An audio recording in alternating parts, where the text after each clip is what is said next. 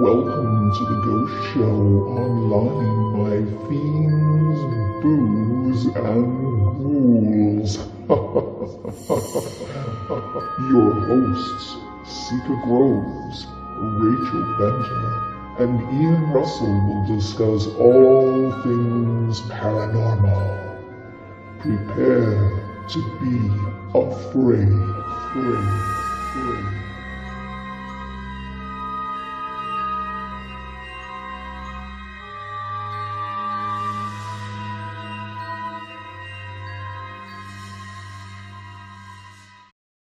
So let's go with Chippewa first because it's local to you and I. It is, yep. I've had some experiences on that battlefield myself. And yeah, so let's chat. So tell us about Chippewa. Where is Chippewa and why is it significant? Okay, well, Chippewa is basically a part of Niagara Falls, Ontario. It was one of the battlefields in the Niagara campaign of the War of 1812. The battle took place on July the 5th, 1814. And what's really significant is that today, the battlefield really has not altered from what it was back then, 200 years ago. There's been no residential development on the site as so many other battlefields around the world have experienced. And you go there today, and it's basically what the soldiers would have seen 200 years ago. Although they now cut the grass for the most part for the reenactments. Yeah. But back then it would have been a farm field. It was a field, and it's still a field today. It's still a field. Visually, there's not a lot there to look at in terms of going there to see anything. I mean, they've put up the information boards. They have a monument there. But in terms of actually going to see anything interesting to look at, it's still just a field. It's just a field, yeah. Yeah.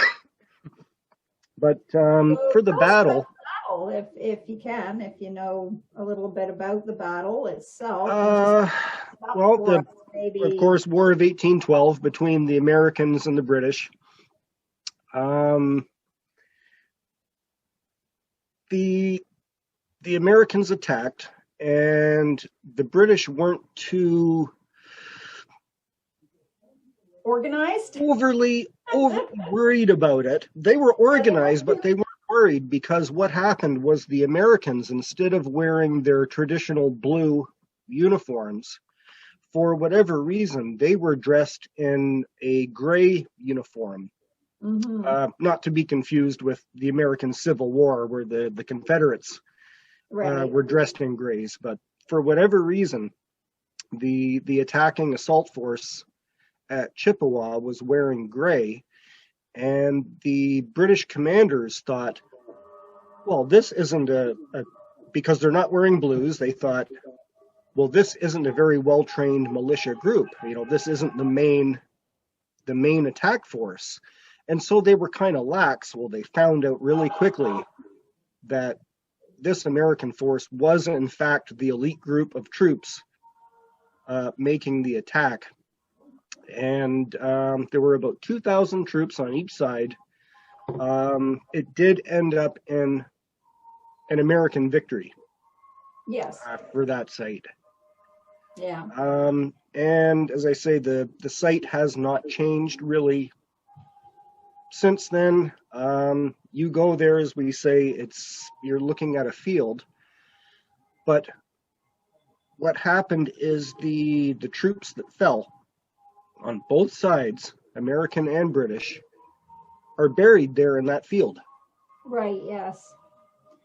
And that's actually something that I think a lot of people don't realize, is that when these things happen, they're not carting the dead off somewhere to bury them for the most part in a centralized, cemetery of sorts.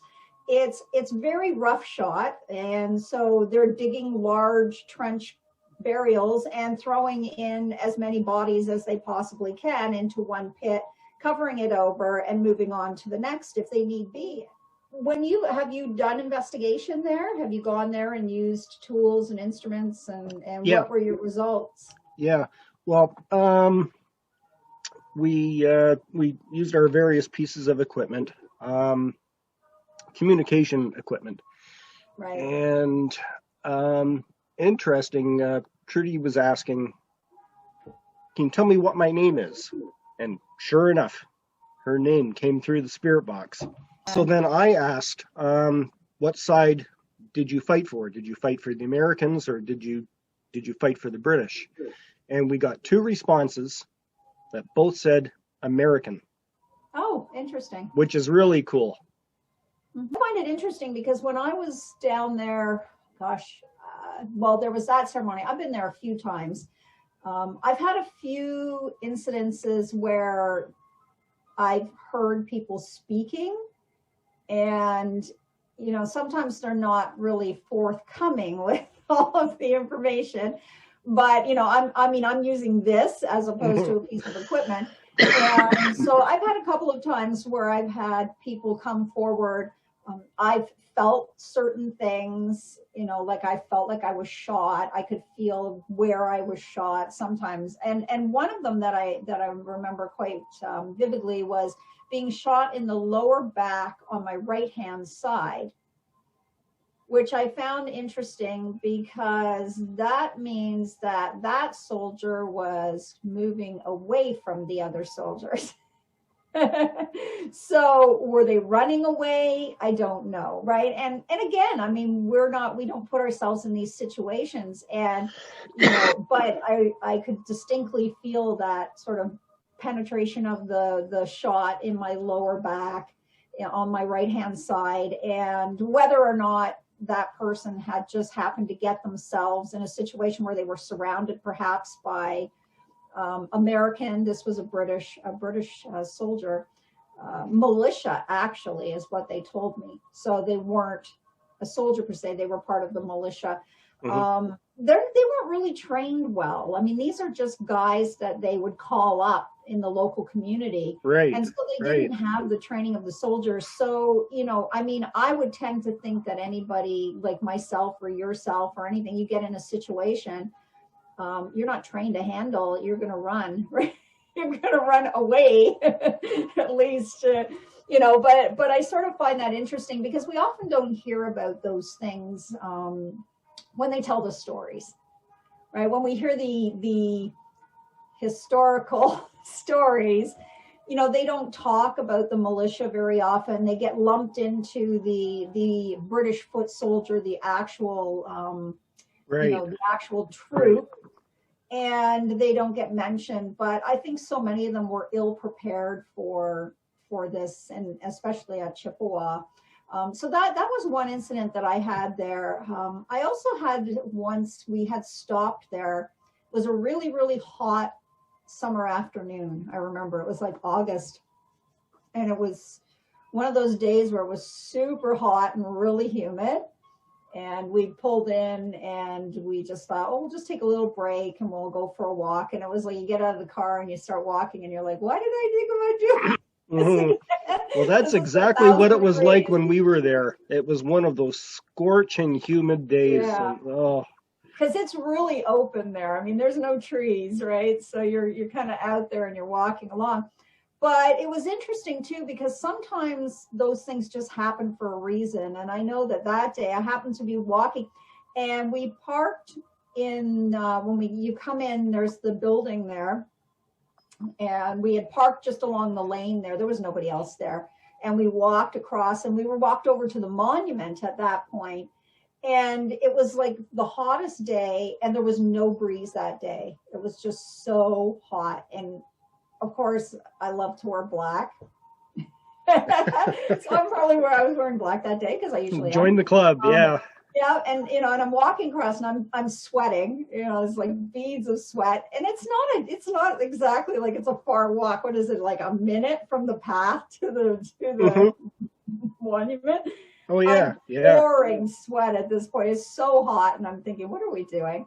And I remember all of a sudden, as I started to get towards the monument, this breeze just kicked in. It was like all of a sudden, whoosh, and it flew by me. And then I started hearing things. And this is the weirdest thing, because when I start to get stuff, it often comes on the wind or on a breeze, that even on a day where it's non-existent, it'll just appear and it'll come by.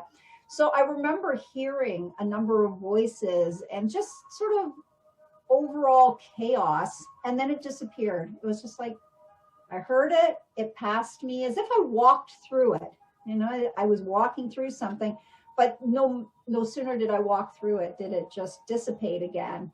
And of course I'm standing there going, well, that was freaky, because it was kind of cold and I could feel this breeze, but I was pouring sweat because it was 1,000,000 degrees outside, right? And, you know, and I mean, I know that I'm always looking for an explanation for those kinds of things, but they're just, you know, that day there just didn't appear to be anything that I could possibly, and I don't have any, you know, I haven't experienced the battle there. I wasn't in the battle.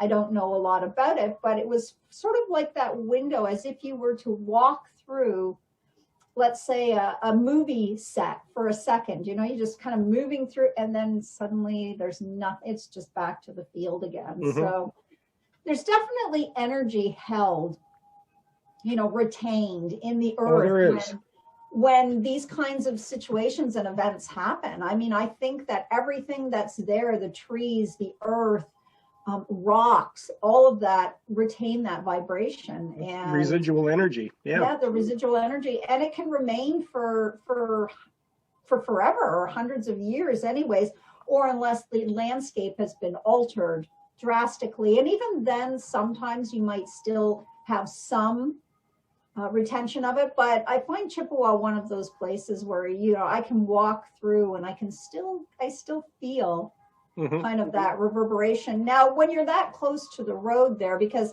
we think about it now, there's a roadway there and there's a parking lot and there's, you know, a path and there's all these things. And the battle did take place a little further back in the field, and it wasn't quite up against the river there. But I mean, all those things didn't exist then. There was no roadway then. There was nothing, right? And I mean, it's still pretty close to the river there. I mean, you're literally just crossing the river's right there. The river's right there. So what other things did you find with Chippewa? Like, is there any, you know, you've gone there, you've done some investigation there. Did you guys get any other information that came up, or just sort of the, I mean, it's no, kind of that was it. You were able to. That was it. We were there the one time, and basically that's what we got. Trudy's name came through the spirit box, and I got a response to my question as to what side did they fight for. So. Right, interesting. And speaking of sort of a War of 1812 things, because you know, we have so many of those sites here in Niagara that you know, there's so many of them. I mean, even here in Port Colborne, where I am, you know, there were signal fires lit on Sugarloaf for the ships that were out in the lake. So they were lighting the signal fires to keep them. Gravelly Bay is, at that time, was quite dangerous with rocks, and hence Gravelly Bay.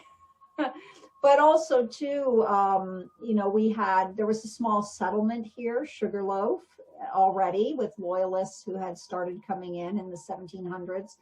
And so they were set up. There was a mill here. There was numerous things. Where I live is now part of Port Colborne, but back then it was Humberston. So it had its own mill and its own, and then just across the canal, literally across, if I look out my window there, right there, was Petersburg. So there was 3 little villages in this area. And while we didn't see any battle here, I mean, you had those soldiers moving from as far away as Port Ryerson, Port Dover, right across and all along the edge of the lake, and then Niagara River as well. So there's a lot of hot spots here for the, you know, the activity. And Stony Creek, while Stony Creek itself, I never really get anything when I'm at Stony Creek, because where it is isn't where the battle was. But the house itself And the area around it where the field hospital was, every once in a while I'll pick up some weird vibes there, right? You know, like I'll get some things there. But because there's a whole subdivision now on the area where the battle was, you know, it's you just really are not going to get the great readings that you would get if it was still open.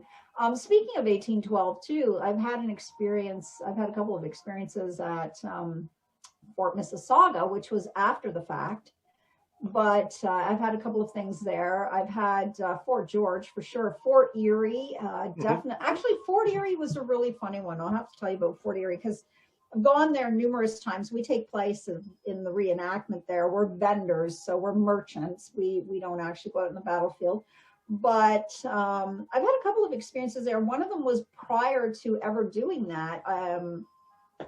Ed and I had gone to the fort one day just for something to do. And it was, again, another hot summer day because why not, right? Do something. I remember going.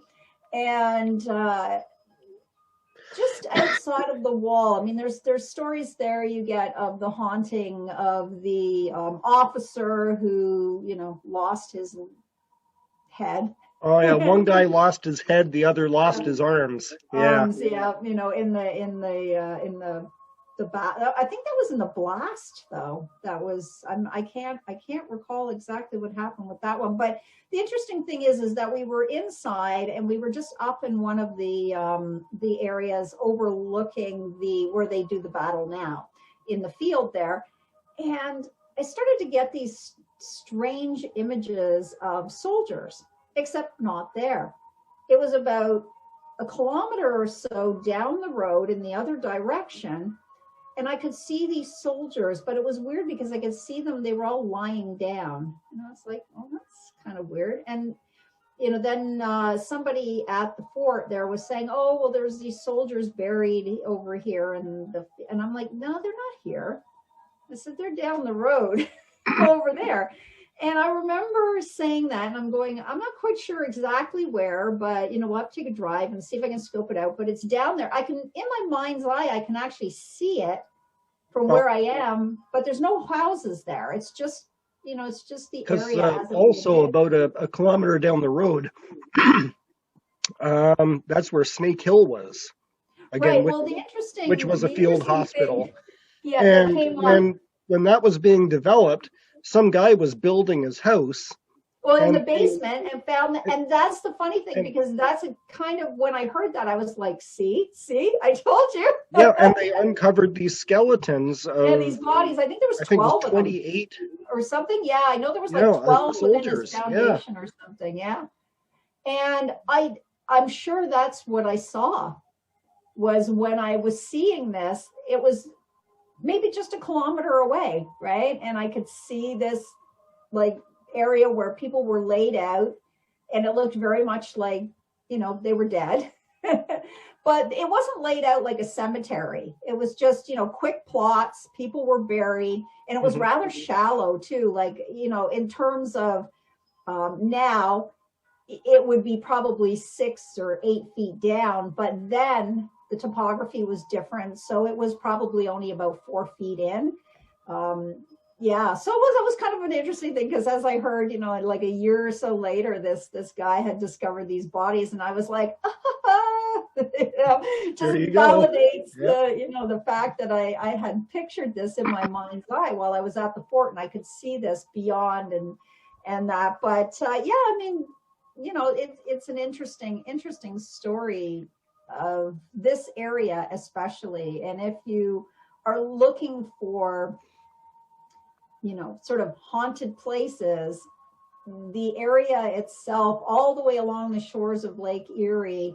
But I found it really interesting when I did a bit of digging. There's something known as what they call the anniversary ghosts. And these are apparently spectral soldiers that are, they sort of come forward every year on the day of the battle. So I feel it's a bit like the Battle of Fort Erie, because if you've ever been there and it actually takes place on the day that battle happened, it's a very weird feeling. It really stirs up the energy there, right? So I think it is. Yeah, I've been there. Actually, Yeah, because the battle at Fort Erie was the early hours, probably about Yes. 2 a.m. I think it was. Yeah, it was sort of in the August middle of 15th. the night. Mm-hmm. The one time we were there, we went in the afternoon of August 14th. Right. And yeah, exactly. You could feel the weirdness around the place. It's uncannily strange. I mean, I ended up making the mistake a couple of years ago of actually going out onto the field. And being a privateer, I wouldn't have been fighting, but I actually stepped out into the field where they were fighting and reenacting. And they blow up the powder keg every year there, and I mean it's literally a pyrotechnics explosion, but it's enough that it's big, it's loud, and if you are a spirit that died there, it's a trigger object. It was weird. I mean, the feeling that I got, it was overwhelming. I actually had to leave and go away from it. It was just so, I was seeing things out there that I don't even know what was going on. I know there was this reenactment happening, but I was seeing soldiers, I was seeing people running in different directions, completely, not what was happening within the organized reenactment. Yeah. And I went back to the booth and I was like, that was just way strange. Like, I'm sure that it just brought up that whole imagery, but with Culloden, this seems to be the same situation. There's people that live nearby, and there's apparently a story of a local woman who lived on the land where the Jacobite forces were marching their soldiers, right? And she says that she can hear this marching and this, the voices. She never sees anything, but she can hear it. And that's sort of something interesting as well, right? That I think that the writer of Outlander, if I can remember her name, what is it, Diana Galvadon, I think, some such thing like that. She even walked the battlefield there so that she could get a feel of it. But people really, really say that Culloden is quite haunted. And I know that there's stones there, and I think there's like the Macintosh clan, and there's sort of the memories, the reminders of the people that fought on the site. But it was a very one-sided battle. You've got the Scottish with swords and pitchforks and pikes and whatever implements they have, and you've got the British coming in with a lot of long guns and cannons and things that there's no way you're going to be able to fight against that, right? So it was a very one-sided battle, and like I say, a lot of people died at Culloden. But my experience there, like I said, was just an overwhelming feeling of fear. And not my fear, which was really weird because, you're just picking up on that. I'm picking it up, right? And depending on where I was walking at the time, what area I was walking on, and we were using GPR at the time, and this was like archaeological work, right? So this wasn't ghost work, but it's just always that way for me. So. But there were certain areas where I was walking where you could really distinctly tell who was where the British were and where the Scottish were in terms of the Jacobite and you could really feel the difference in the energy.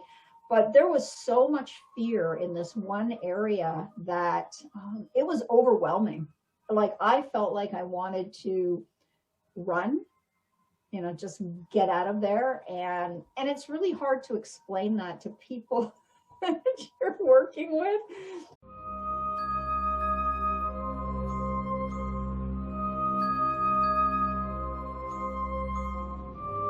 Thank you for watching The Ghost Show Online. Join your hosts again next week as they discuss more tales of the supernatural, the paranormal, and all things spectacular. See you soon. See you soon.